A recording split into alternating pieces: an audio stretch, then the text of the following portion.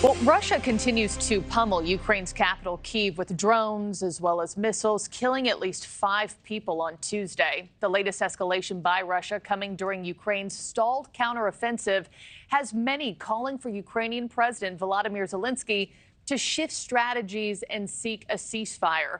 For more on this one, we're joined by Michael Hirsh, a columnist for foreign policy. Michael, thanks for being with us this morning. In a recent piece for Politico that you wrote, you say that the Biden administration has quietly shifted its focus in supporting Ukraine and is pushing Zelensky to reshift his focus as well. What does that shift look like if it's not total victory over Russia? Well, that is the question. What it means, practically speaking, is that they are pushing the Ukrainians, the U.S. and Ukrainian military are on the phone with each other daily, Zoom and so forth, talking about more of a defensive posture, particularly headed into the winter.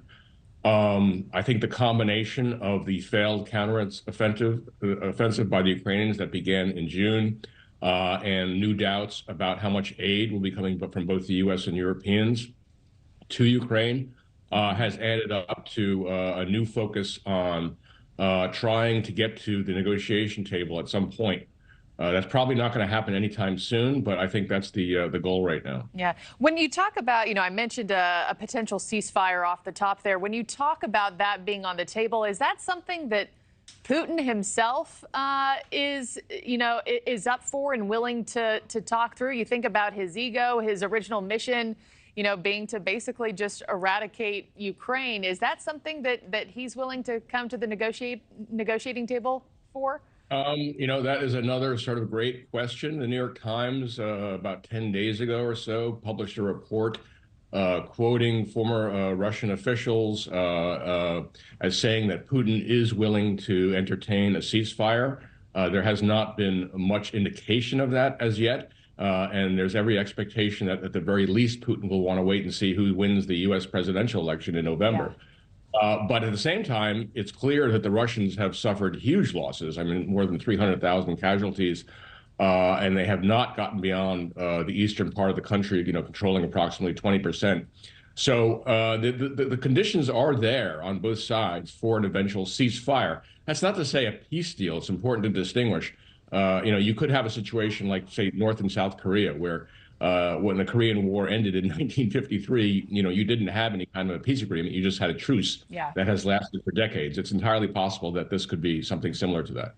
And back here at home, just with what the White House is thinking, what kind of political risk is it for President Biden to back down publicly? Why does the White House think now is the time for Ukraine to go back on the defensive or even, shift their focus? Why is the time now ripe in their eyes? Well, it's not politically, it's not right. And they're not saying this publicly. They're acknowledging on background, that is to say, without, using their names in interviews with me and others, that they are looking to shift to a defensive posture against Russia, against an expected Russian offensive that could come in the spring. But in terms of what Biden himself is saying, other than some, very nuanced shifts in rhetoric, for example, when Zelensky was there in December at the White House, Biden shifted his statement from saying, we're going to defend Ukraine for as long as it takes to as long as we can. And of course, that was reflective of the problems that he's having with the Republicans on Capitol Hill in getting more aid. So it's a very tricky situation. And I don't expect President Biden's going to be, acknowledging in public that he's pushing for a negotiation right now. Yeah. We know that supplemental aid package is still up in the air, what it'll contain, what concessions each side might have to make when it comes to Ukraine, but also our own southern border. Michael Hirsh, thank you so much for your time. We appreciate it. Thank you for watching. Go to newsnationnow.com to find NewsNation on your television provider. And don't forget to click the red subscribe button below to get more of NewsNation's fact-driven, unbiased coverage.